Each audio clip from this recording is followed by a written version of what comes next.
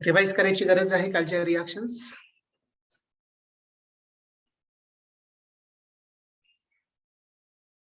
Alcohol prepare करण्याच्या एक 8 method कालच्या लेक्चरला आपण कम्प्लिटली स्टडी केल्या. 8 असे डिफरंट कंपाऊंड्स आहे की जे अल्कोहोल मध्ये तुम्ही कन्वर्ट करू शकता. वन बाय वन तुम्हाला जर लिस्ट विचारले मी तर सांगू शकता की which are the 8 compounds that we can convert into alcohol. So very first compound is alkyl halide. Very good, alkyl halide. जर तुम्हाला एखाद्या रिएक्शन मध्ये अल्काइल हलाइड दिसला आणि तुम्हाला जर त्याला अल्कोहोल मध्ये कन्वर्ट करायला सांगितलं तर तुम्हाला रिएक्शन आली पाहिजे. अल्काइल हलाइडची रिएक्शन कुठली करायची तुम्हाला? हायड्रोलिसिस रिएक्शन, ऍक्वेस एनएच सोबत त्याची ट्रीटमेंट करू. Right? Yes sir. Yes sir. Second method आपण प्रिपरेशनची स्टडी केली ती आहे reduction, carbonyl compounds. Very good. Carbonyl compounds total 7 आहेत, परंतु आपल्याला त्या 7च्या 7 कंपाऊंड्सला कन्वर्ट नाही करायचं अल्कोहोल मध्ये. त्यापैकी सिलेक्टिव्हली 4 कार्बोनिल कंपाऊंड आपण रिड्यूस करू शकतो. त्यापैकी पहिला अल्डिहाइड आहे, दुसरा कीटोन, तिसरा ऍसिड आणि चौथा इस्टर. तर ह्या 4ही कंपाऊंडला तुम्ही अल्कोहोल मध्ये रिड्यूस करू शकता. फक्त रिडक्शन करण्यासाठी हायड्रोजन किती वापरता ते डिपेंड करतं कुठला कार्बोनिल कंपाऊंड तुम्ही यूज करत आहात. जर अल्डिहाइड आणि कीटोन नसेल तर तुम्हाला किती हायड्रोजनची गरज पडेल? राईट. कार्बोनिल ग्रुप वरती एका कार्बोनिल कार्बन वरती एक हायड्रोजन आणि कार्बोनिल ऑक्सिजन वरती एक हायड्रोजन, तुम्हाला अल्कोहोल भेटेल. फक्त अल्डिहाइड जर असेल तुमचा तर प्रायमरी अल्कोहोल तुम्हाला प्रोडक्ट भेटेल आणि कीटोनचं रिडक्शन तुम्ही जर केलं तर तिथे सेकंडरी अल्कोहोल प्रोडक्ट भेटेल. टर्शरी अल्कोहोल रिडक्शननी भेटत नाही. ठीक आहे. आणि जर ऍसिड आणि इस्टर जर असेल तर तिथे तुम्हाला किती हायड्रोजन यूज करावे लागतात? 4 हायड्रोजन. 2 हायड्रोजन कशासाठी? कार्बोनिल ग्रुपचं रिडक्शन करण्यासाठी अल्कोहोल मध्ये, आणि 2 हायड्रोजन जो रिमेनिंग ग्रुप आहे ऍसिडचा OH ग्रुप आणि इस्टरचा OR ग्रुप यांना रिमूव्ह करण्यासाठी. ठीक आहे. तर ऍसिडच्या केसमध्ये आपल्याला एकच अल्कोहोल भेटतो, परंतु इस्टरच्या केसमध्ये आपल्याला किती अल्कोहोल भेटतील? 2 अल्कोहोल भेटतील. ठीक आहे. तर ही सेकंड मेथड आपण पाहिली. या सेकंड मेथडचे काही इम्पॉर्टन्स आपण डिस्कस केले की ही रिडक्शनची रिएक्शन करण्यासाठी काही रिड्युसिंग एजंट तुम्हाला यूज करावे लागतात. रिड्युसिंग एजंट जे आहे ते 2 प्रकारचे मी तुम्हाला सांगितले. One is the catalytic reducing agent and next is the molecular reducing agent. तर कॅटॅलिटिक रिड्युसिंग एजंट हे कुणाचं रिडक्शन करू शकतात? तर अल्डिहाइड आणि कीटोनचं. आणि जर मॉलिक्युलर रिड्युसिंग एजंट तुम्ही वापरले तर त्यामध्ये तुम्ही त्याला इस्टर आणि ऍसिडचं रिडक्शन करण्यासाठी यूज करा. पण त्या दोघांपैकीही एकाचा सिलेक्टिव्ह रोल मी तुम्हाला सांगितला, लिथियम अल्युमिनियम हायड्राइड. जर अनसॅच्युरेटेड अल्डिहाइड, कीटोन किंवा ऍसिड इस्टर जर तुम्हाला दिले तर अनसॅच्युरेटेड अल्कोहोल तयार करायचं असेल तर लिथियम अल्युमिनियम हायड्राइड वापरा. आणि जर तुम्हाला अनसॅच्युरेटेड अल्डिहाइड, कीटोन, ऍसिड आणि इस्टर जर दिला आणि त्याच्यापासून सॅच्युरेटेड अल्कोहोल करायला सांगितले तर तुम्ही NaBH4 वापरा. राईट. ही रिएक्शन आपण सेकंड मेथड मध्ये स्टडी केली. Third method, which one is the third method? Grignard reagent. Very good. Grignard reagent alcohol मध्ये कन्वर्जन. फक्त Grignard reagent वापरून चालत नाही, तिथे अजून एक रिएजंट वापरावा लागतो, अजून एक कंपाऊंड तिथे त्याच्यासोबत यूज करावा लागतो, तो म्हणजे अल्डिहाइड किंवा कीटोन. मग याचे 3 इम्पॉर्टंट रिएक्शन्स आपण स्टडी केल्या.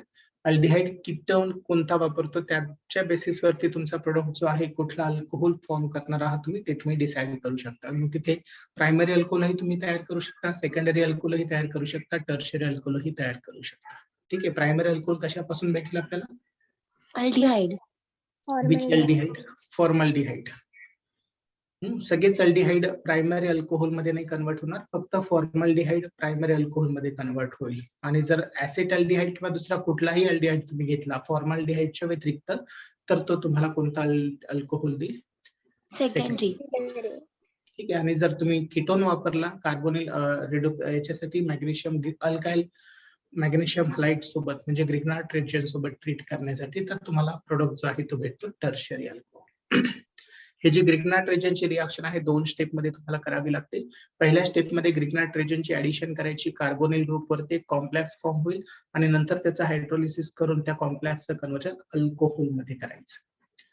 ठीक आहे. हे मेकॅनिझम तुम्हाला बोर्ड लेवलला लिहावं लागतं. ठीक आहे.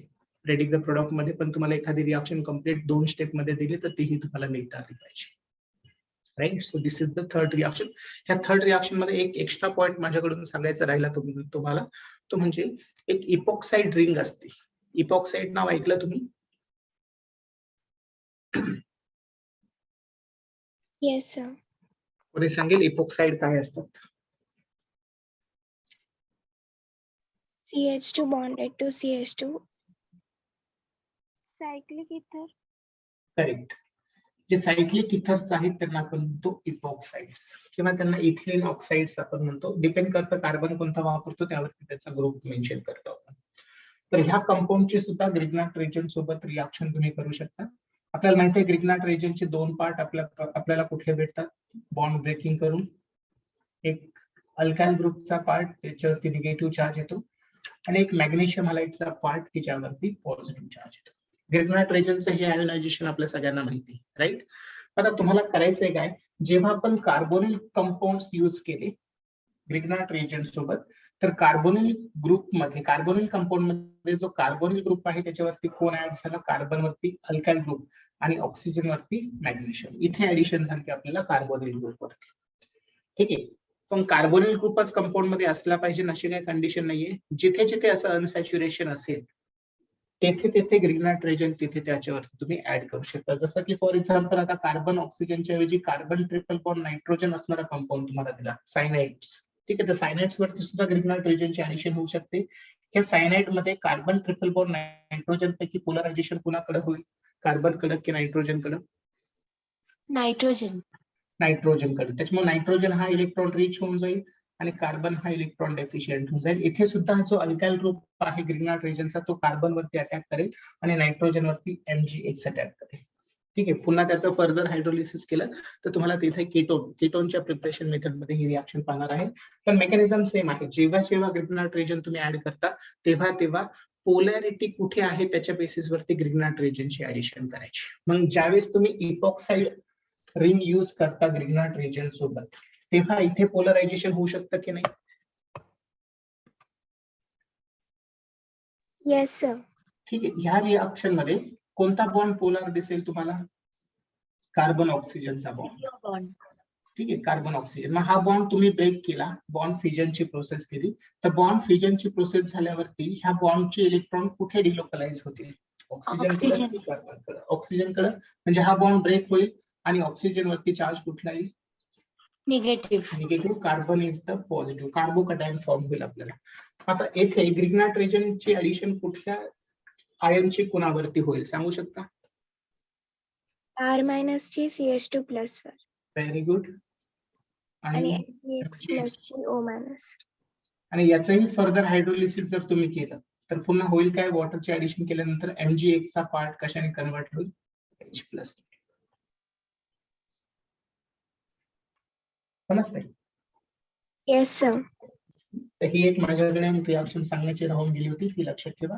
काही क्वेश्चन्स आहेत तुम्हाला त्यावरती इपॉक्साइड रिंग वरती. तर ग्रिग्नाट रिजन त्यावरती ऍड झाल्यावरती तुम्हाला जो अल्कोहोल भेटेल तो असेल प्रायमरी अल्कोहोल. जर तुमचा इपॉक्साइड जो आहे तो इथिलीन ऑक्साइड असेल तर, ठीक आहे, किंवा कुठलाही इपॉक्साइड घ्या तुम्ही, त्याच्यामध्ये बॉन्ड कुणामध्ये आहे? सपोज जर मी तुम्हाला हा कंपाऊंड दिला असता CH3 CHO CH3 आणि याच्यावरती ग्रिग्नाट रिजनची ऍडिशन केली असती CH3 MgBr. तर सांगा मला प्रोडक्ट काय असता इथे हायड्रोलिसिस केल्यानंतरचा? दोन्ही पण सेम ऍट अ टाइम करा. 3 methyl 2 ब्युटेनॉल. Right?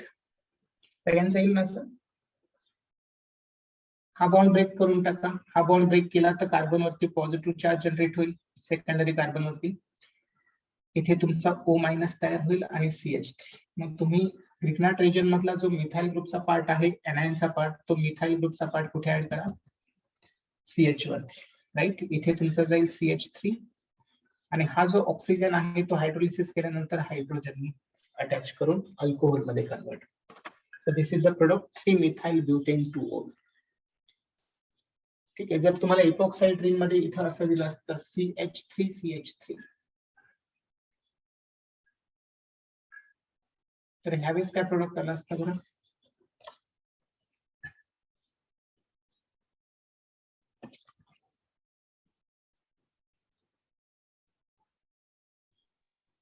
Three dimethyl 2 butanol.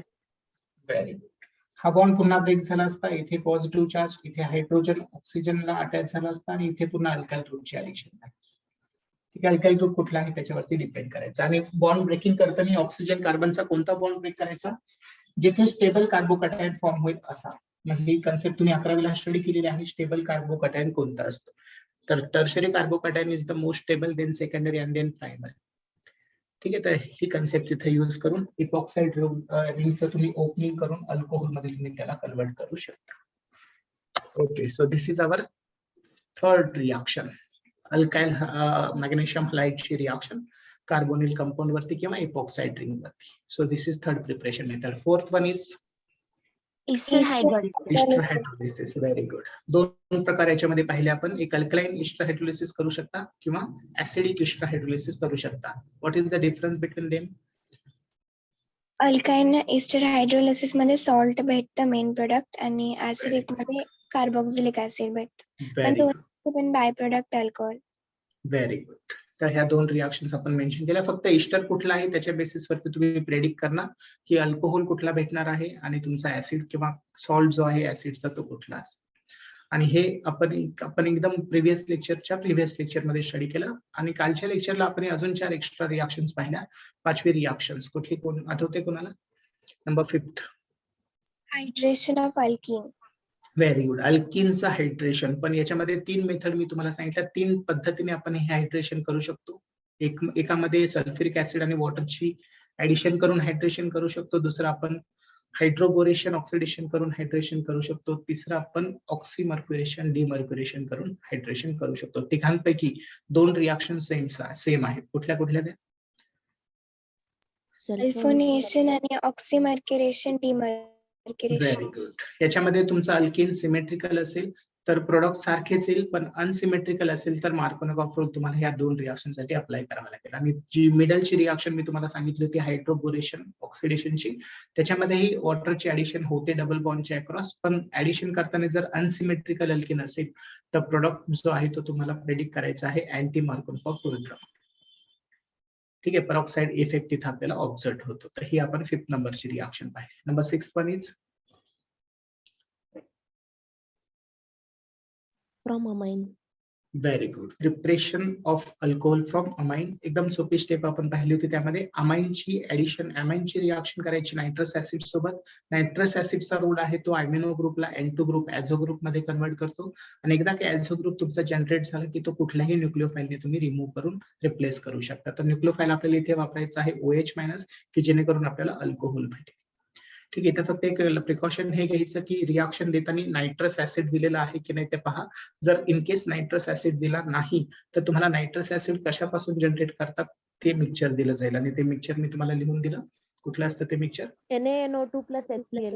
Very good. NaNO2 plus HCl चं मिक्सचर असतं. आणि ती जी स्टेप आहे अॅमिनो ग्रुपचं ऍझो ग्रुप मध्ये कन्व्हर्जन, तिला म्हटलं जातं डायॲझोटायझेशन. ठीक आहे, तर ही रिएक्शन आपण पाहिली होती. ही रिएक्शन तुम्ही हॅलोजन डेरिव्हेटिव्ह मध्ये पण केलेली आहे. फक्त हॅलोजन डेरिव्हेटिव्ह मध्ये डायॲझोटायझेशन केल्यानंतर जो ऍझो ग्रुप आहे तो हॅलोजनने रिप्लेस केला होता क्युप्रस क्लोराईडच्या हेल्पने किंवा क्युप्रस ब्रोमाइडच्या हेल्पने. ठीक आहे, लक्षात ना. आणि इथे मात्र आपल्याला OH- ने रिप्लेस करायचा. So first step is same, second step is only different, which nucleophile we are going to add on that reaction. Okay, so this is our 6th reaction. 7th one is From alkane. By their oxidation. Very good. अल्केनचं oxidation करायचं. Strong oxidizing agent लागेल आणि सगळेच alkane convert नाही होत, फक्त एक alkane तुम्ही कन्वर्ट करता की ज्यामध्ये टर्शरी हायड्रोजन ऍटम असतील तो. ठीक आहे, खूप रेअरली वापरली जाते ही रिएक्शन. एकच रिएक्शन लक्षात ठेवा तिथे, टर्शरी ब्युटेनचं कन्वर्जन अल्कोहोल मध्ये टर्शरी ब्युटाइल अल्कोहोल मध्ये.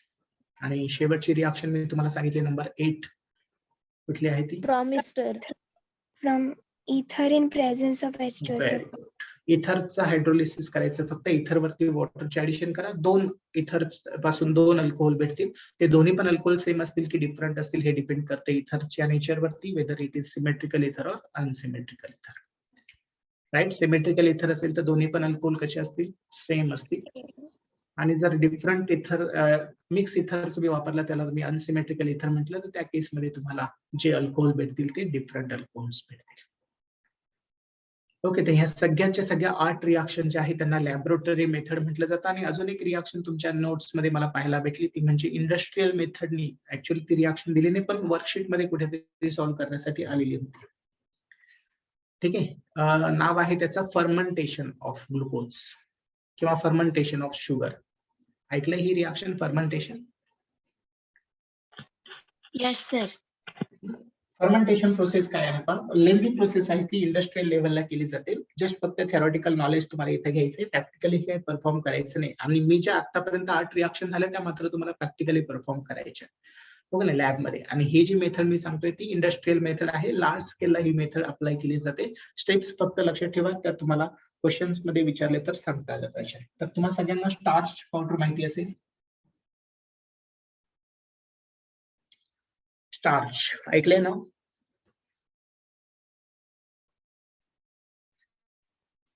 नाही ऐकलं? बायोलॉजी Yes, मध्ये sir. कुठून भेटतं हे स्टार्च आपल्याला?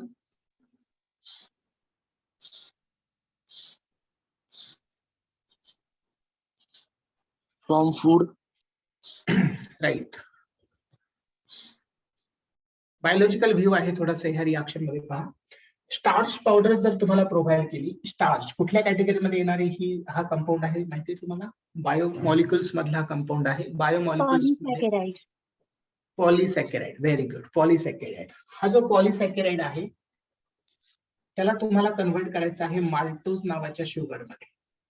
Maltose is also polysaccharide, but it is a type of disaccharide. Right? What is the formula of maltose? Sugar सारखाच फॉर्म्युला आहे. जसा शुगरचा फॉर्म्युला C12H22O11 आहे, तसाच माल्टोजचाही सेम फॉर्म्युला आहे. ठीक आहे. जसा ग्लुकोजचा आणि फ्रुक्टोजचा सेम फॉर्म्युला आहे. ग्लुकोजचा फॉर्म्युला आहे C6H12O6 आणि फ्रुक्टोजचाही C6H12O6 आहे. डिफरंट फक्त त्यांच्या स्ट्रक्चर्स मध्ये असतं. ते तुम्ही बायोमॉलिक्युल मध्ये पुढे गेल्यावरती स्टडी करणार आहात. आता फक्त त्यांची नावं लक्षात ठेवा. स्टार्चचं हायड्रोलिसिस तुम्ही जर केलं, स्टार्चचं कन्व्हर्जन तुम्ही माल्टोज मध्ये करा. माल्टोजचं पुन्हा हायड्रोलिसिस केलं, ह्या सुक्रोजच्या माल्टोजच्या मॉलिक्युलचं सेपरेशन केलं तर त्याच्यापासून तुम्हाला ग्लुकोजचे मॉलिक्युल्स भेटतील. 2 ग्लुकोजचे मॉलिक्युल इथे भेटतील तुम्हाला. C6H12O6.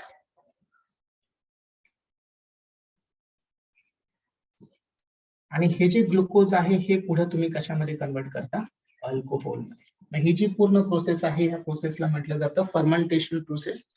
लार्ज स्केल वरती इंडस्ट्रियल लेवलला ही केली जाते. मग याच्यावरती तुम्हाला काही क्वेश्चन्स विचारले वर्कशीट मध्ये किंवा एक्झाम मध्ये तर तुम्हाला उत्तर देता आली पाहिजे. तुम्हाला फक्त हे नावं माहिती पाहिजे, त्यांचे फॉर्म्युलेज माहिती पाहिजे आणि इथे तुम्ही कुठल्या कॅटलिस्टला यूज करता, कारण की ही बायोकेमिकल रिॲक्शन्स आहे. बायोकेमिकल रिॲक्शन मध्ये आपण एन्झाइम्स ऍज अ कॅटलिस्ट वापरतो. मग कुठले कुठले एन्झाइम्स तुम्हाला इथे वापरायची त्याची लिस्ट फक्त तिथे मेन्शन करायची. ठीक आहे. तुमच्या नोट्स मध्ये आहे का त्याची लिस्ट? नसेल तर नोट करून घ्या. मग मे बी नसेल. ठीक आहे, नोट करून घ्या. पहिली जी स्टेप तुम्ही करता स्टार्चचं कन्व्हर्जन माल्टोज मध्ये, तिथं जे एन्झाइम तुम्ही वापरता ऍज अ कॅटलिस्ट म्हणून ते आहे diastase. This is the enzyme we are using in first step to convert starch into maltose. Second stage जे तुम्ही करता माल्टोजचं कन्व्हर्जन ग्लुकोज मध्ये, इथं जे एन्झाइम आपल्याला वापरायचं ऍज अ कॅटलिस्ट म्हणून ते आहे माल्टेज नावाचं एन्झाइम. ग्लुकोजचं कन्व्हर्जन अल्कोहोल मध्ये करण्यासाठी एक अजून एक कॅटलिस्ट आपल्याला एन्झाइम कॅटलिस्ट यूज करायचंय. नाव आहे त्याचं झायमेज एन्झाइम. या एन्झाइम वरती तुम्हाला क्वेश्चन्स विचारले तर सांगता आलं पाहिजे कुठल्या स्टेप मध्ये कुठला एन्झाइम ऍज अ कॅटलिस्ट म्हणून आपण यूज करणार. So this is the industrial method which is also use to prepare alcohol in a large scale.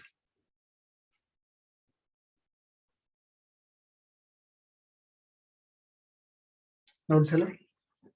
Yes, sir. Yes. तर अशा टोटल ओव्हरऑल किती मेथड झाल्या मग आपल्या अल्कोहोल प्रिपरेशन? 9. नाही. कुठल्याही मेथड वरती क्वेश्चन विचारला तर कॉन्फिडेंटली सॉल्व्ह करू शकता तुम्ही. Yes sir. Yes, sir. फक्त प्रॅक्टिस महत्वाची आहे. आपल्याला क्लासमध्ये ती प्रॅक्टिस करून घेता येत नाहीये अनफॉर्च्युनेटली, कारण की आपण ऑनलाईन आहोत आणि ऑफलाईन असतं तर आपण बऱ्यापैकी एक्झाम्पल क्लासमध्ये कव्हर करून घेतले असते. थोडासा वेळ पण आपल्याला वाढवावा लागेल आपल्या लेक्चरचा. कारण की 1 तास इनफ नाही होते आणि तुमचे मार्क्स पाहून मलाच कस तरी होते. 60,000, 70,000 रुपये तुम्ही भरतायत फी आणि 300-350 स्कोर जर तुमचा येतो तर कुठेतरी आपल्याला टोचायला पाहिजे ते. एकतर तुम्ही चुकतो किंवा आम्ही चुकतात. काहीतरी आपल्याला काही करावं लागेल. ठीक आहे. एकतर आपण टाइम वाढवून घेऊ. जास्तीत जास्त प्रॅक्टिस कन्सेप्ट तर समजतात. एखाद्या टीचरने तुम्हाला शिकवलं तर समजतं, पण ते अप्लाय किती करता येतं हे डिपेंड करतं तुमची प्रॅक्टिस कशी आहे त्याच्यावरती. ठीक आहे. आणि ऑर्गॅनिक केमिस्ट्रीमध्ये तर खूप सारी प्रॅक्टिस लागते. थेरॉटिकली जो फिजिकल केमिस्ट्रीचा पार्ट आहे तो तुम्ही मेमराईज करू शकता. पाठांतराने होऊ शकतो किंवा फॉर्म्युलेज लक्षात राहिले तर न्यूमेरिकल्सही तुम्ही करू शकता. परंतु ऑर्गॅनिक केमिस्ट्रीमध्ये रिएक्शन्सला प्रॅक्टिसनेच तुम्हाला परफेक्शन जमेल. अदरवाईज रिएक्शन ह्या सगळ्या व्होलॅटाइल्स असतात. व्होलॅटाइल नेचर तुम्हाला माहिती आहे, सोल्युशन टॉपिक मध्ये तुम्ही शिकलाय, हो का नाही? थोडा वेळ जर आपण ठेवलं, दुर्लक्ष केलं तर ते सगळंच्या सगळं इव्हॅपरेट होऊन जातं. तसंच केमिस्ट्री पण आहे. ऑर्गॅनिक केमिस्ट्रीकडे थोडंसं जरी दुर्लक्ष झालं, रिएक्शन्स तुम्हाला क्लासमध्ये समजतात, परंतु तुम्ही जर घरी गेल्यावरती त्याच्याकडे दुर्लक्ष केलं, प्रॅक्टिस केली नाही, तर त्या विसरून जायला पण जास्त वेळ लागत नाही. ठीक आहे. त्याच्यामुळे रिएक्शनची प्रॅक्टिस करणं खूप गरजेची आहे. तर ह्या ज्या 9 मेथड्स, 9 पैकी शेवटची जाऊ द्या, ती तर कॉमन आहे, इंडस्ट्रियल मेथड. परंतु ज्या 8 मेथड मी तुम्हाला सांगितल्या, त्या 8 मेथडचे नंबर ऑफ एक्झाम्पल तुम्ही दिवसभरामध्ये सॉल्व्ह केलेच पाहिजे. प्रत्येकी 5-5 जरी एक्झाम्पल तुम्ही सॉल्व्ह केले प्रत्येक मेथडचे, तर टोटल 40 एक्झाम्पल्स तुमचे होतात आणि पेपरला त्यापैकीच एखादा येईल ना, हो का नाही? जर तुम्ही नंबर ऑफ एक्झाम्पल सॉल्व्ह केलेले असतील तर त्यापैकी एखादा पेपरला तुम्हाला दिसेल. आणि कोणताही आला तरी घाबरून जायचं काही कारण नसतं, कारण की आपला कॉन्फिडन्स असतो आपल्याला येते ती रिएक्शन. रिएक्शनची भीती असल्यामुळे ऑर्गॅनिक केमिस्ट्रीचे क्वेश्चन जमत नाही, फक्त भीती असल्यामुळे. आणि भीती का निर्माण होते? तुम्ही ती प्रॅक्टिस करत नाही रिएक्शनची. ठीक आहे. तर ऑर्गॅनिक कडे जास्त फोकस करा, प्रॅक्टिस सेशन कडे. ऑर्गॅनिक केमिस्ट्री उरकायला पटकन उरकून जाते, कारण की रिएक्शन फक्त सांगायचे असतात बोर्डवरती तुम्हाला, हो नाही? पण त्याच्यासोबत प्रॅक्टिस पण महत्वाची. चला, मग आजच्या लेक्चरला आपण फेनॉल आणि इथरच्या प्रिपरेशन मेथड संपू, पटपट घेऊया. आणि आज मी ज्या रिएक्शन सांगेल त्याची प्रॅक्टिस करा. उद्या तुमची वर्कशीट जेव्हा आपण सॉल्व्ह करू तेव्हा तुमच्याकडे आन्सर्स त्याचे रेडी असले पाहिजे. ठीक आहे. So next point write down, preparation methods of phenol.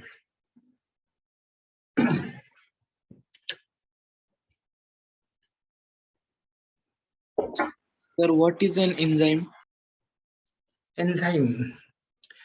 Enzyme आपण ऍज अ बायोमॉलिक्युल म्हणून यूज करतो.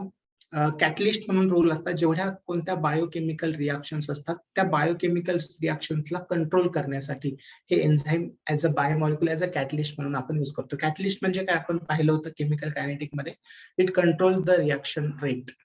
May be it increase the rate or maybe decrease the rate. ठीक आहे. मग ज्या बायोकेमिकल रिएक्शन्स आहेत त्या कंट्रोल ठेवण्यासाठी एन्झाईम आपल्या बॉडीमध्ये खूप गरजेचे असतात. कधी कधी आपल्या बॉडी मधल्या रिएक्शन जर अनकंट्रोल झाल्या तर आपल्याला त्याचे साईड इफेक्ट पाहायला भेटतात, बघ नाही? डिफरंट डिसीजेस किंवा डिफरंट सडनली आपल्या बॉडीमध्ये डिहायड्रेशन सुरू होतं, खूप घाम येतो, खूप थकवा येतो, खूप भीती वाटायला लागते. हे चेंजेस का होतात? आपल्या बॉडीमध्ये बायोकेमिकल रिएक्शन कुठेतरी डिसऑर्डर मध्ये गेल्या. ठीक आहे. हे पूर्ण डिटेल आपण स्टडी करणार आहोत बायोकेमिस्ट्रीमध्ये. जेव्हा आपण तुमचा आता aldehyde ketone phenol, aldehyde ketone आणि ऍसिड चालू आहे ना, त्याच्यानंतर अमाइनचा टॉपिक संपल्यावरती तुमचे पॉलिमर आणि बायो मॉलिक्युल्स हे छोटे छोटे लेसन्स आहेत, त्यामध्ये तुम्ही हे सगळं शिकणार आहात. आणि बायो मॉलिक्युलचा हा जो केमिस्ट्रीचा लेसन आहे तो बायोलॉजीमध्येही ऍज इट इज आहे. दोन्ही ठिकाणी तुम्ही तो शिकणार आहात. फक्त बायोलॉजीमध्ये थोडासा डिटेलमध्ये दिलेला आहे आणि केमिस्ट्रीमध्ये फक्त त्याच्या रिएक्शन्स बद्दलचं नॉलेज दिलेलं आहे तुम्हाला बायोकेमिस्ट्री. ठीक आहे. Yes, sir. आणि अजून एक थर्मोकेमिस्ट्री नावाचा पण एक टॉपिक आहे, थर्मोडायनेमिक. तोही तुम्हाला फिजिक्स मध्ये पण पाहायला भेटेल ऍज इट इज केमिस्ट्री मधला टॉपिक. हे 2 लेसन वेगवेगळ्या टॉपिक, वेगवेगळ्या सब्जेक्ट मध्ये तुम्हाला कव्हर होतात. रिव्हिजन होऊन जाते. चांगले इंटरेस्टिंग टॉपिक आहे दोन्ही पण. त्यापैकी थर्मो तर तुमचं झालेलं आहे. फिजिक्स मध्ये पण झालंय का थर्मो? No sir. नाही. ठीक आहे. मग फिजिक्स मध्ये पण जेव्हा होईल तेव्हा तुम्हाला हेच केमिस्ट्री मधलं कंटेंट तिथं पाहायला भेटेल. तर फेनॉलच्या प्रिपरेशन मेथड्स आपल्याला स्टडी करायचे. पुन्हा 8 मेथड्स आपण पाहणार आहोत फेनॉलच्या, आणि इथरच्या मात्र 2-3च आहेत, कॉमन आहेत, त्या पटकन होऊन जातील. ठीक आहे. आता फेनॉलच्या रिएक्शन मध्ये आणि अल्कोहोलच्या रिएक्शन मध्ये फरक काय आहे ते समजून घ्या पहिल्यांदा. अल्कोहोल जेव्हा तुम्ही प्रिपेअर करता तेव्हा तुम्हाला जो फॉर्म्युला तयार करायचा असतो तो असतो ROH. आणि आर ग्रुप जो आहे तो डिफरंट असू शकतो. कितीतरी अल्काइल ग्रुप आपल्याला माहिती आहेत की नाही? Yes, sir. चला, अल्काइल ग्रुपची लिस्ट सांगितली तुम्हाला, तर कुठले कुठले अल्काइल ग्रुप तुम्हाला लगेच आठवतील? Starting from first carbon, methyl group, ethyl group. Methyl, ethyl, propyl. Propyl group दोन प्रकारचे आहेत. कोणते कोणते? N propyl, isopropyl. Isopropyl आणि ऍनप्रोपाइल. ब्युटाइल ग्रुप किती प्रकारचे आहेत? N butyl, secondary butyl, tertiary butyl. Right. Pentyl group किती प्रकारचे आहेत? N pentyl, secondary pentyl, isopentyl, neopentyl. हो का नाही? तर अल्काइल ग्रुप जसे जसे कार्बन वाढतील तसे अल्काइल ग्रुप्स डिफरंट तुम्हाला पाहायला भेटतील. त्याच्यामुळे याचे नंबर ऑफ एक्झाम्पल्स खूप सारे तुम्ही पाहू शकता. प्रॉब्लेम्स मध्ये, क्वेश्चन्स मध्ये, डिफरंट रेफरन्सेस मध्ये खूप सारे अल्काइल ग्रुप तुम्हाला वेगवेगळे कन्वर्ट करायला सांगितले जातील. पण जेव्हा आपण फेनॉल तयार करतो तर फेनॉलचा फॉर्म्युला जो आहे तो आहे एरोमॅटिक रिंग आणि OH ग्रुप. मग एरोमॅटिक रिंग बदलू शकते का? No, sir. एरोमॅटिक रिंग तर बदलणार नाही. मग एरोमॅटिक रिंग जर बदलत नाही तर याच्या रिएक्शन्स लिमिटेड येतात. जी रिएक्शन बुक मध्ये आहे तीच तुम्हाला पेपरलाही असणार.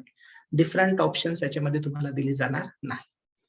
समजले? त्याच्यामुळे एरोमॅटिक रिंगच्या रिएक्शन्स हे पाठांतराचा पार्ट आहे. समजलं तर वेल अँड गुड आहे, नाही समजलं तर ऍज इट इज तुम्हाला पाठ करायच्या, त्याच तुम्हाला पेपरलाही पाहायला भेटतील. ठीक आहे. हा एक ऍडव्हान्टेज आहे एरोमॅटिक रिएक्शनचा. परंतु जेव्हा तुम्ही एलिफॅटिक कंपाऊंड यूज करता, अल्काइल ग्रुप असणारे रिएक्टंट यूज करता, तेव्हा मात्र तिथं डिफरंट अल्काइल ग्रुप तुम्हाला क्वेश्चन मध्ये पाहायला भेटू शकतो. ठीक आहे. म्हणजे जेवढा वेळ आपल्याला अल्कोहोलच्या प्रिपरेशन मेथड मध्ये गेला तेवढा वेळ आता इथे जाईल का? एक एकच रिएक्शन आपल्याला पाहिजे, डिफरंट एक्झाम्पल्स नाही याच्यामध्ये. समजलं सर्वांना? सर. पहिली मेथड आहे preparation of alcohol from benzene sulphonic acid. Preparation of alcohol from phenol. Sorry, phenol. ते तुमचं लक्ष आहे का नाही पाहत होतो मी. Preparation of phenol from benzene sulphonic acid. ऐकलंय हा कंपाऊंड तुम्ही? Yes sir. 11वीला तुम्ही बेन्झीन सल्फोनिक ऍसिड क्रिएट केलेला आहे, तयार केलेला आहे. कुणाला आठवत असेल रिएक्शन तर सांगा. Which reaction you have already used for the preparation of benzene sulfonic acid? सल्फोनिफिकेशन. Very good. Benzene घेतला तुम्ही आणि त्याची रिएक्शन सल्फ्युरिक ऍसिड सोबत केली. सल्फोनेशन याला म्हटलं जातं. ह्या सल्फ्युरिक ऍसिड मधून सल्फो ग्रुप जो आहे तो सल्फो ग्रुप एरोमॅटिक रिंगच्या एका हायड्रोजनला रिप्लेस करतो आणि हा जो कंपाऊंड तुम्ही तयार करता SO3H, इथला जो OH ग्रुप आहे तो एका हायड्रोजन सोबत निघून वॉटर मॉलिक्युलरचा रिंग होतो.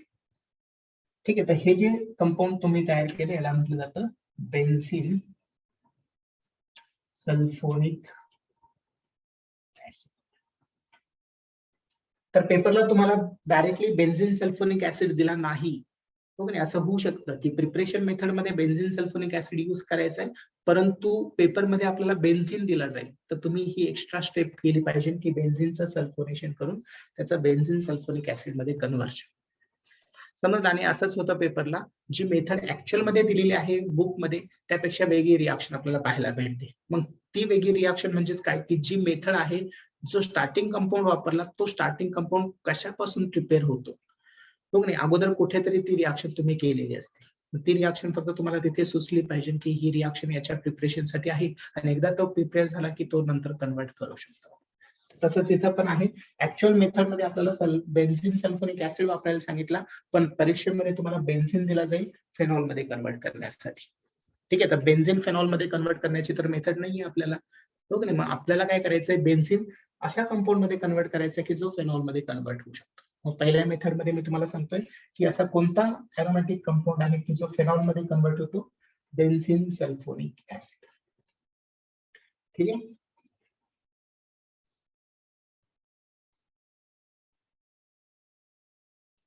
स्ट्रक्चर काढतात तुम्ही नोट्स मध्ये बेन्झीन सल्फोनिक ऍसिडचा. सल्फो ग्रुपचा पण स्ट्रक्चर काढा, नुसतंच SO3H ग्रुप नका देऊ. बेन्झीनला सल्फो ग्रुप अटॅच करायचा. सल्फो ग्रुप कसा असतो पहा, S double bond O double bond O OH. So this is the sulfo group SO3H, right? Yes sir. आता तुम्हाला करायचंय काय, हा ऍसिड आहे त्याचं सॉल्ट मध्ये कन्व्हर्जन करायचं. सॉल्ट कन्वर्ट कसा होतो ऍसिड पासून? बेस सोबत रिॲक्ट बेस सोबत रिॲक्ट केल्यावर. इथे बेस वापरा तुम्ही NaOH आणि याचं कन्व्हर्जन करा सल्फ्युरिक सोडियम सल्फोनेट मध्ये, benzene sodium sulphonate. So this is the salt of sulfuric acid.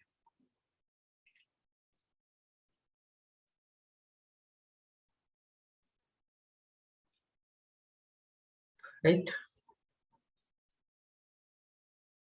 Yes sir. आता तुम्हाला फेनॉल तयार करायचं आहे. फेनॉल तयार करण्यासाठी याच्यावरती फर्दर रिएक्शन तुम्हाला NaOH चीच करायची, पण काही कंडिशन यूज करून ती NaOH ची ऍडिशन करायची. कंडिशन आहे NaOH in presence of pyridine and in presence of acid. Heat पण द्यायची, pyridine वापरायचं आणि H+ च्या प्रेझेन्स मध्ये रिएक्शन तुम्हाला कंप्लीट करायची. ठीक आहे, आता याचा रोल काय आहे तो समजून घ्या. हा जो NaOH आहे, NaOH आपल्याला माहिती आहे कोणत्या आयन्स मध्ये डिसोशिएट होतो, तर Na+ आणि OH- मध्ये, राईट? Yes sir. आता हा जो NaOH जो आहे त्याच्यामध्ये जो Na+ आहे तो Na+ ह्या पूर्ण ग्रुपला रिमूव्ह करण्यासाठी यूज करायचा आणि जो हायड्रॉक्सिल ग्रुप आहे तो त्याला रिप्लेस करण्यासाठी वापरायचा. ठीक आहे, मग आता ह्या सगळ्यांचं कॉम्बिनेशन करून तुम्हाला काय भेटेल बरं? Na सोडियम हायड्रॉक्साइड मधला त्या पूर्ण ग्रुप सोबत तुम्हाला कंबाईन करून रिमूव्ह करून घ्यायचं. Na2SO3.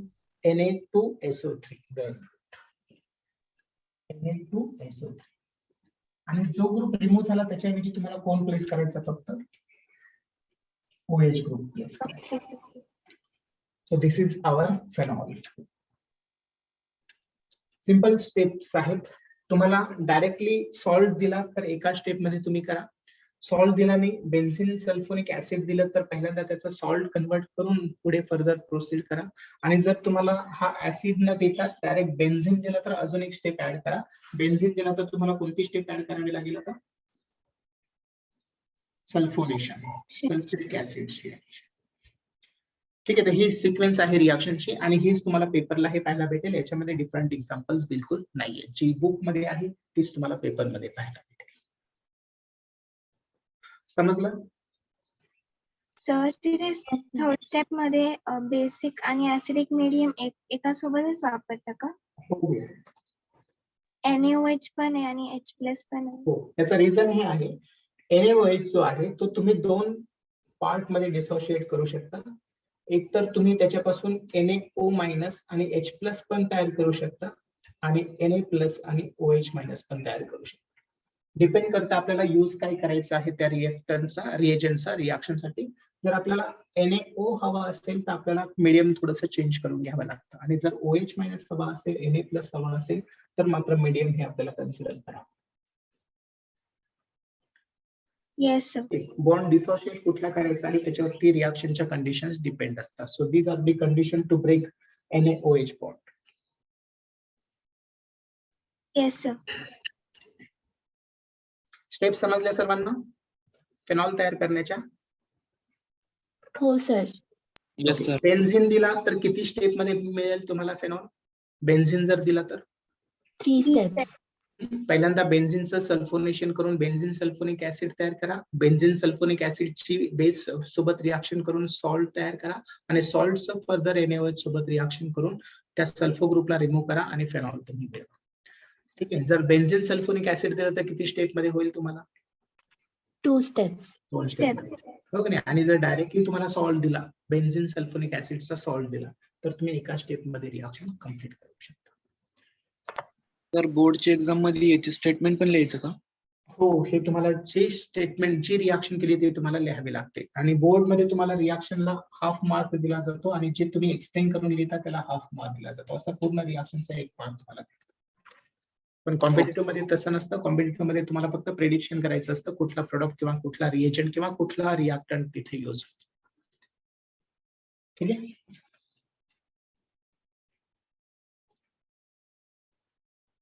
सपोज मी आता इथे असा कंपाऊंड लिहिला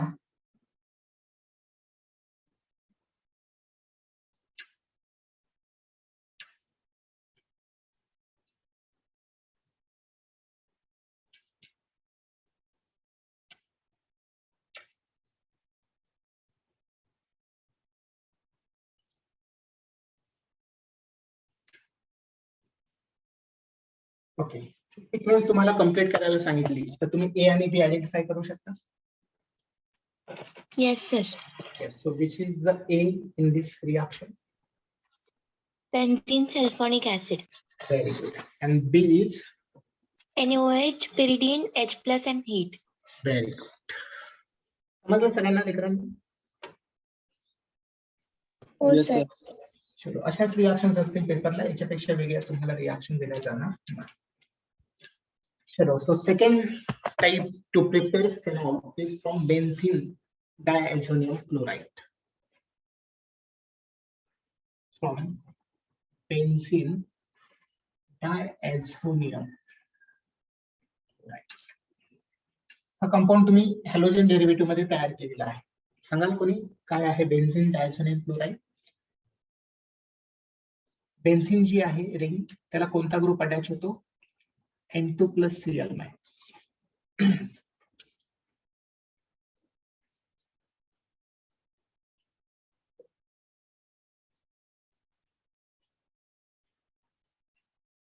तयार केलेला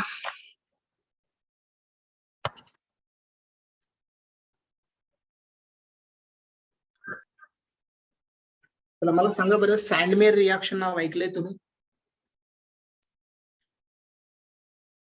हॅलोजन डेरिव्हेटिव्ह मध्ये तुमचं झालंय सँडमेअर रिएक्शन? नाही, पण ठीक आहे, चला मी सांगतो. मी जे सांगतो ते करा एकदा बुक मध्ये. बेन्झीन घ्या, बेन्झीन रिंग ड्रॉ करा तुमच्या नोट्स मध्ये. केली? Yes, sir. बेन्झीन रिंगला एक हायड्रोजन रिप्लेस करून अमिनो ग्रुप अटॅच करा.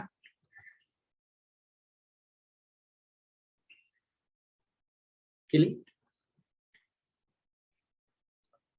ओके, जो कंपाऊंड तयार झाला त्याला ओळखता तुम्ही? Aniline. Very good. सगळ्यांना माहिती परिचयाचा आहे ना हा? बेन्झीन रिंगला NH2 ग्रुप असेल तर त्याला काय म्हणतो आपण? ऍनिलीन म्हणतो. हो सर.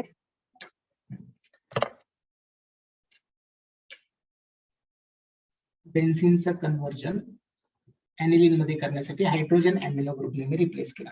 हा जो अमाइन आहे, ह्या अमाइनला मी जर NaNO2 प्लस HCl ह्या मिक्सचर सोबत रिॲक्ट केला तर आठवते ही रिॲक्शन आपण मागे काही लेक्चर पूर्वी स्टडी केली. The role Yes. of NaNO2 HCl, which compound is formed from them? Nitrous acid. Nitrous acid. And what is the role of nitrous acid? To convert amino group into azo group. As a ठीक आहे, मग ही जी step आहे first step, ह्या स्टेपला तुम्ही काय नावाने ओळखता? Benzene diazonium chloride. हा, हे त्याचं नाव झालं. पण ही जी प्रोसेस तुम्ही केली, ह्या प्रोसेसला तुम्ही म्हणता डायॲझोटायझेशन. ठीक आहे. आणि सँडमेअर रिएक्शन मध्ये तुम्ही केलं काय? हा ऍझो ग्रुप हॅलोजनने रिप्लेस करण्यासाठी याची रिएक्शन क्युप्रस क्लोराईड सोबत केली. क्लोरीन फक्त त्याच्या जागी आला. हॅलोजन डेरिव्हेटिव्ह मध्ये अरोमॅटिक हॅलाइड प्रिपेअर करण्यासाठी तुम्ही ही रिएक्शन वापरली. आता आपल्याला क्युप्रस क्लोराईड नाही वापरायचा, कारण की आपल्याला क्लोरीनने त्याला रिप्लेस नाही करायचं. कशाने रिप्लेस करायचे आपल्याला? hydroxide. OH minus. OH minus कशामधून भेटेल? तर तो भेटेल आपल्याला water. तर ही सिंपल प्रिपरेशनची मेथड आहे, फेनॉलची प्रिपरेशनची मेथड. तुमच्या बुक मध्ये कशापासून सुरुवात केली? डायझोनियम सॉल्ट पासून, हो का नाही? पण पेपरला डायझोनियम सॉल्टच दिला जाईल असं आहे का? नाही. तुम्हाला कोण दिला जाईल? ऍनिलीन दिलं जाईल आणि सांगितलं जाईल फेनॉल मध्ये कन्वर्ट करा. तर दोन स्टेप तुम्ही युज करा. पहिली डायझोटायझेशन आणि मग सबस्टिट्यूशन बाय OH ग्रुप, ऍझो ग्रुपला रिप्लेस करण्यासाठी. समजलं? हो सर.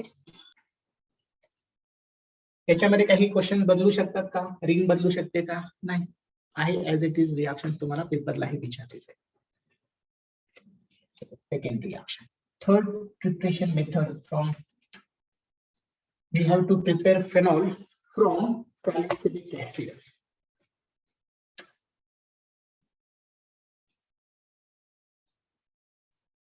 ऐकलंय हे ऍसिड? Yes sir. Yes, कोणी sir. त्याचं नाव सांगेल? IUPAC name?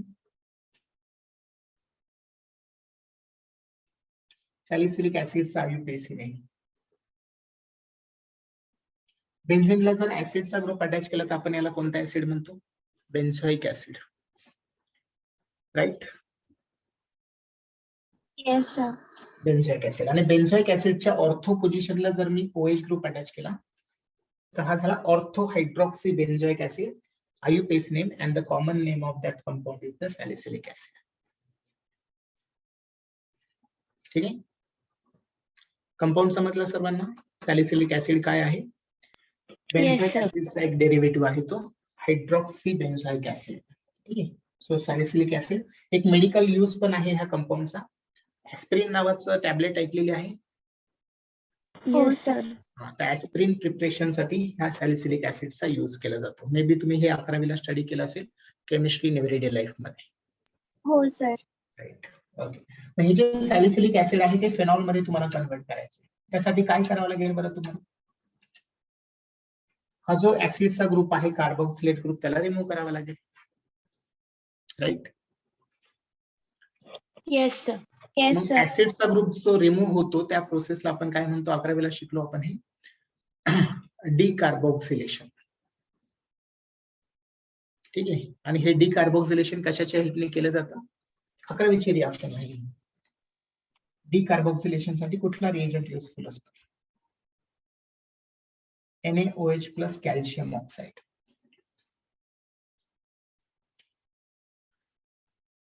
आठवत नाही तुम्हाला? हे अल्केन मध्ये तुम्ही स्टडी सोडा केलं लाईन. तर अल्केनच्या प्रिपरेशनच्या मेथड मध्ये सोडा लाईन त्याला म्हटलं जातं, राईट? अल्केनच्या प्रिपरेशन मेथड मध्ये तुम्ही याला वापरलं होतं. फक्त फरक हा होता की तिथे तुम्ही हा वापरला होता कार्बोक्सिलिक ऍसिड, ऍलिफॅटिक कार्बोक्सिलिक ऍसिड. इथे आपल्याला एरोमॅटिक वापरायचा. रोल सेम आहे. जर हा रिएजंट तुम्हाला एरोवरती दिसला तर डिकार्बोक्सिलेशन होतं. ऍसिडचा जो ग्रुप आहे तो पूर्णच्या पूर्ण रिमूव्ह करून टाकावा लागतो तुम्हाला. राहील लक्षात हे रिएक्शन? याचा रोल फक्त लक्षात ठेवा. Whenever you use NaOH in presence of calcium oxide there is a decarboxylation happen. ठीक आहे, जो कुठला कार्बोक्सिलेट ग्रुप असेल तुमच्या रिएक्शन मध्ये रिएक्टंट वरती त्याला तुम्ही रिमूव्ह करा. ठीक आहे, आणि त्याच्याऐवजी फक्त हायड्रोजन तिथे प्लेस करा. समजलं सर्वांना? Yes, sir. हो sir. So this is the third reaction, preparation of phenol from salicylic acid. Number 4th one is preparation of phenol from benzene.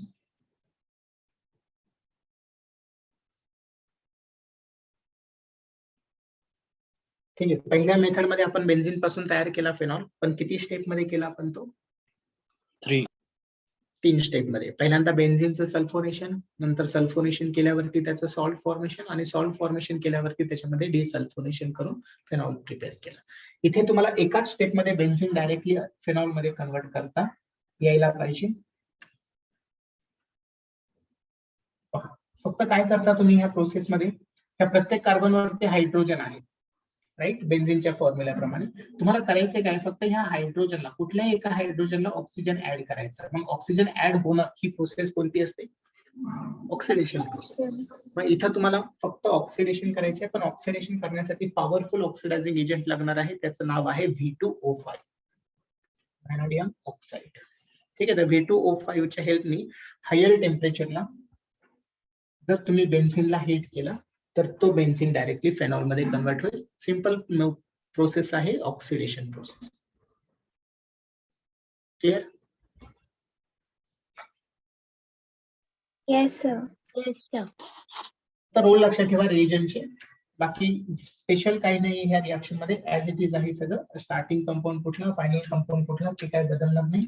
फक्त रिएजंटचे रोल तुम्हाला लक्षात असले पाहिजे. So this is the 4th method. Number 5th method is preparation of phenol from chlorobenzene.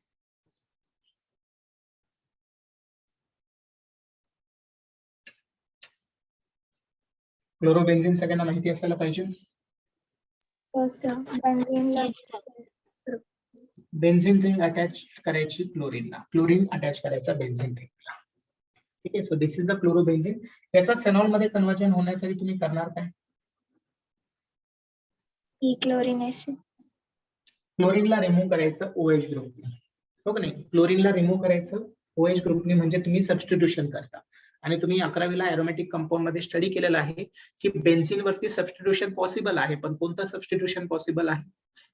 दोन टाईपचे substitutions आहेत, nucleophilic substitution and electrophilic substitution. Nucleophilic substitution.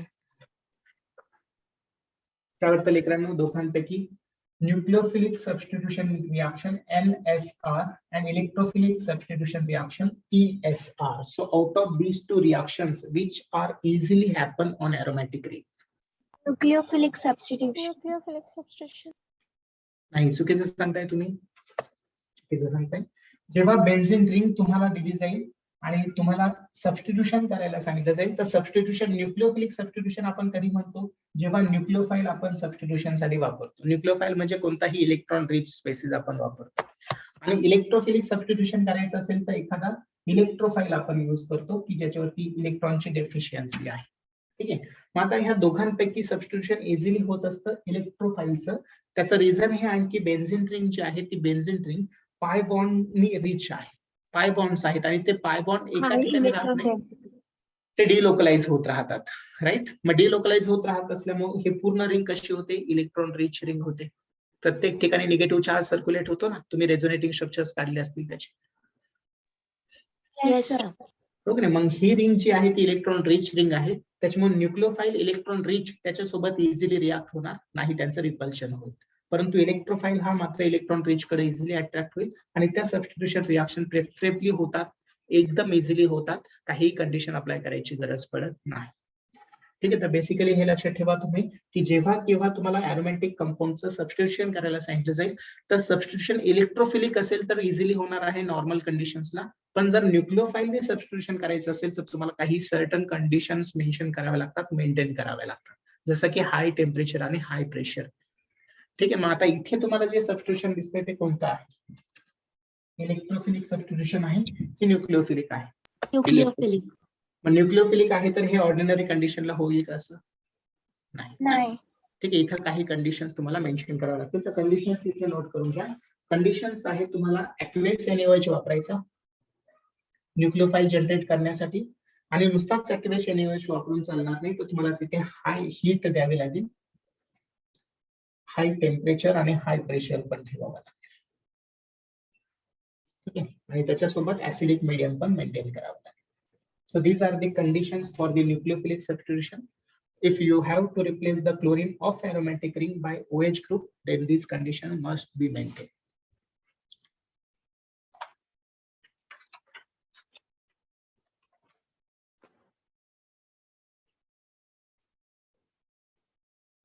समजलं? Yes sir. Yes. ह्या कंडिशन इझिली म्हणजे ही रिएक्शन जर तुम्हाला इझिली करायची असेल म्हणजे विदाउट दीज कंडिशन्स, ह्या कंडिशन्स मेंटेन न करता तुम्हाला रिएक्शन करायची असेल तर याची रिएक्टिव्हिटी तुम्हाला इन्क्रीज करावी लागते ह्या कार्बनची, जिथे तुम्हाला सबस्टिट्यूशन करायचं ते. मग त्यासाठी तुम्हाला करावं काय लागतं?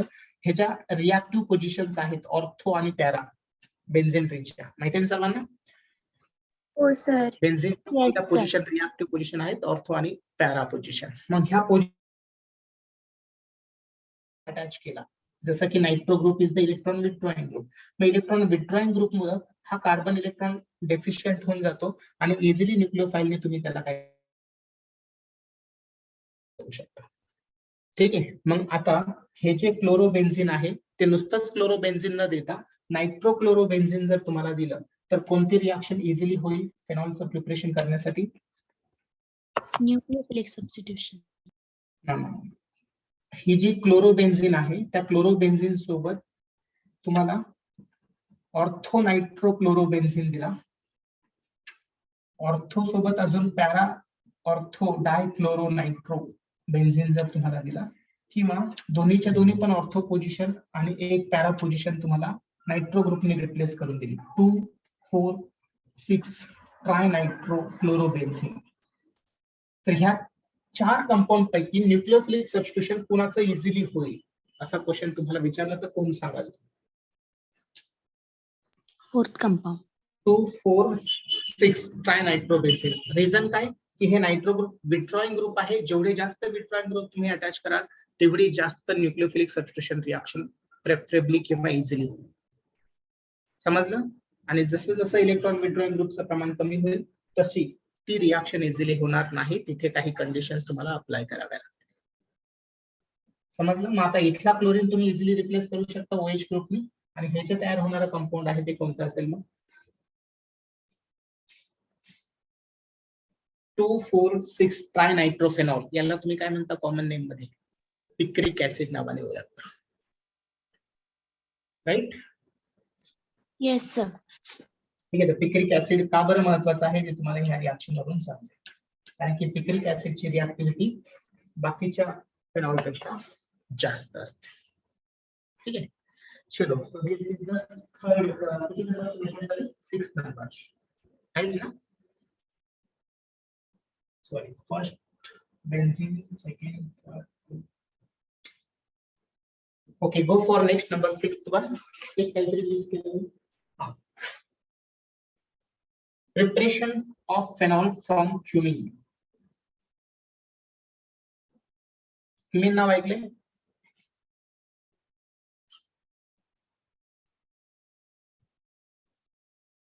क्युमिन नाव ऐकले का? नसेल ऐकलं, ठीक आहे सर.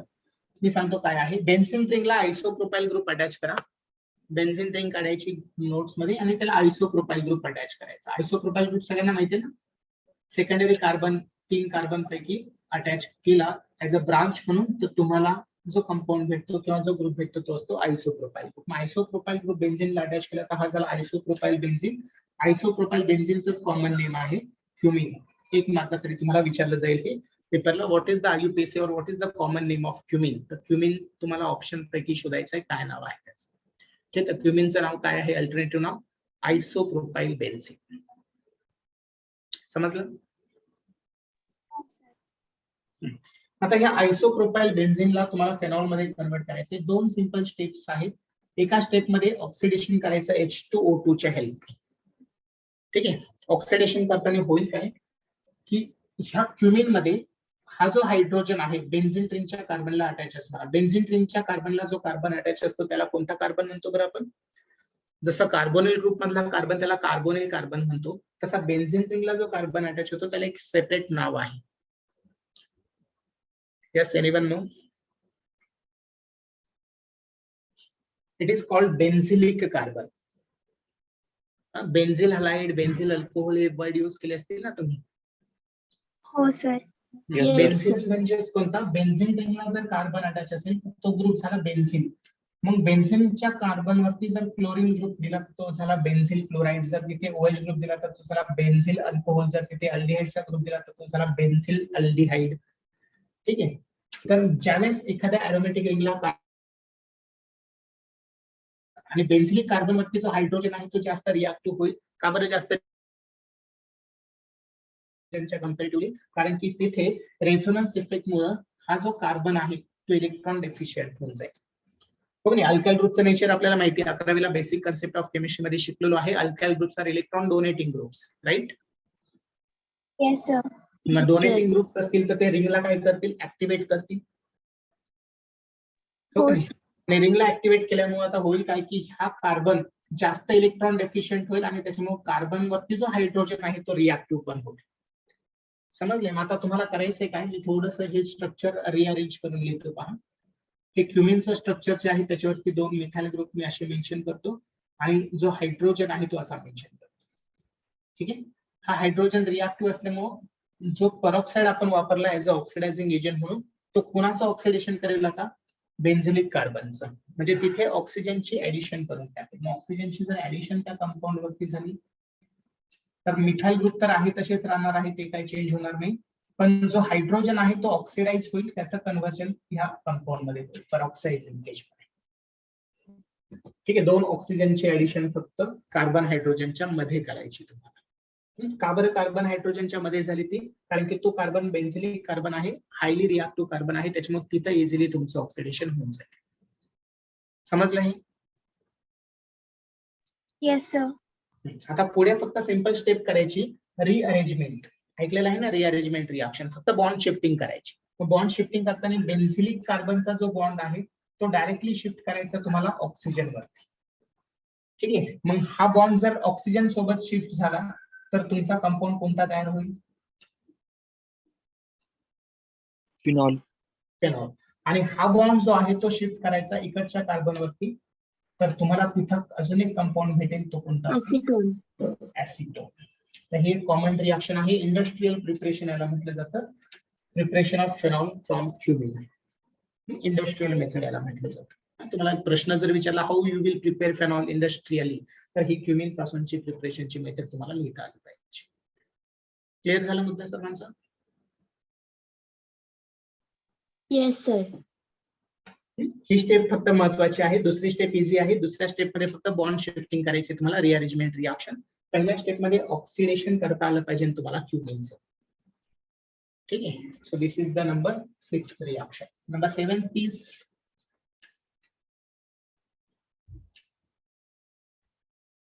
क्लोरोबेन्झिन प्रिपेअर करायचं, कन्व्हर्ट करायचं फेनॉल मध्ये. मगाशी केलं होतं आपण, पण आता इथे थोडस चेंजेस करायचे रिॲक्शन मध्ये.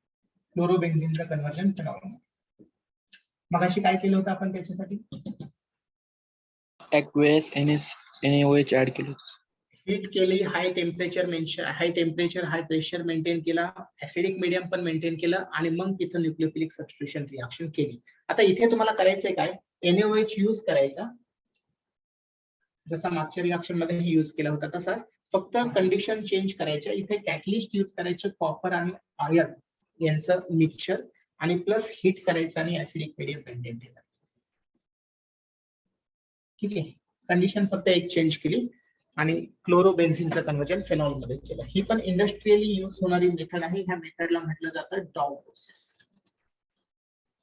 जर तुम्हाला प्रश्न विचारला how you will prepare industrially phenol by Dow process, तर तुम्हाला क्युमिनच्या ऐवजी आता क्लोरोबेन्झिनची कन्व्हर्जनची रिॲक्शन दाखवायची फेनॉल. समजलं सर?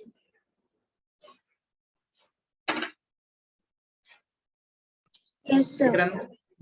फक्त आता ज्या रिॲक्शन्स मी फेनॉलच्या दिल्या त्या ऍज इट इज तुम्हाला करायच्या, त्याचे नंबर ऑफ एक्झाम्पल सॉल्व्ह करायची गरज नाही. ते फक्त लक्षात ठेवा रिएजंटचे रोल काय, स्टार्टिंग कंपाऊंड काय आणि कोणत्या प्रोसेसने तुम्ही त्याला फेनॉल मध्ये कन्वर्ट कराल. हो की नाही? महत्वाचे आहेत फेनॉलच्या ऐवजी अल्कोहोलच्या रिॲक्शन, कारण की तिथे नंबर ऑफ अल्काइल ग्रुप तुम्हाला दिले तर प्रोडक्ट काय येऊ शकतो याची प्रॅक्टिस तुम्हाला झालीच पाहिजे. समजलं? चला मग इथरचा एक छोटासा सेक्शन राहिला. उद्या मॉर्निंगच्या लेक्चरचे 10-15 मिनिटांमध्ये त्या इथरच्या रिॲक्शन होऊन जाईल आणि मग आपण आपली राहिलेली वर्कशीट कम्प्लीट करू. ठीक आहे. उद्या वर्कशीट आपण एंड करून टाकू. क्लिअर आहे? फक्त आता मी प्रिपरेशन मेथड जशा सांगितल्या तशा केमिकल प्रॉपर्टी सांगता येणार नाही, कारण की केमिकल प्रॉपर्टीजला अजून एक आठवडा मला मग पुन्हा त्याच रिॲक्शन रिपीट कराव्या लागतील. तर तुम्ही त्या ओन करा आणि जेव्हा आपलं ऑफलाईन सेक्शन सुरू होईल, आपल्याला एक्स्ट्रा लेक्चर्स भेटतील, तेव्हा आपण तुमचे जे काही डाऊट्स असतील, ज्या काही तुम्हाला रिॲक्शन समजल्या नसतील त्या क्लिअर करून घेऊ. ठीक आहे. आता तुमचा जो टॉपिक चालू आहे aldehyde ketone phenol, aldehyde ketone आणि ऍसिड, तो कम्प्लीट होऊ द्या. ऑर्गॅनिकचा अमाइनचा पण टॉपिक कम्प्लीट होते. एकदा सगळे ऑर्गॅनिक केमिस्ट्रीचे टॉपिक कम्प्लीट झाले की रिव्हिजन मध्ये आपण ह्या सगळ्या गोष्टी स्टडी करूया. ठीक आहे. आणि मंडे पासून आपल्याला आपला रेग्युलर कोर्स सुरू करायचा आहे. रेग्युलर कोर्स म्हणजे रेग्युलर सिलेबस. आपल्याला पिरियडिक टेबल्स रिलेटेड असणारे जे टॉपिक आहेत, पी ब्लॉक, डी ब्लॉक आणि एफ ब्लॉक, यांना कंटिन्यू करायचं आहे. तर उद्याच्या दिवस आपण हा अल्कोहोल फेनॉल इथर डिस्कस करू आणि मंडे पासून आपले रेग्युलर लेक्चर्स सुरू करू. ठीक आहे. हो sir. Thank you sir. Thank you sir. Sir.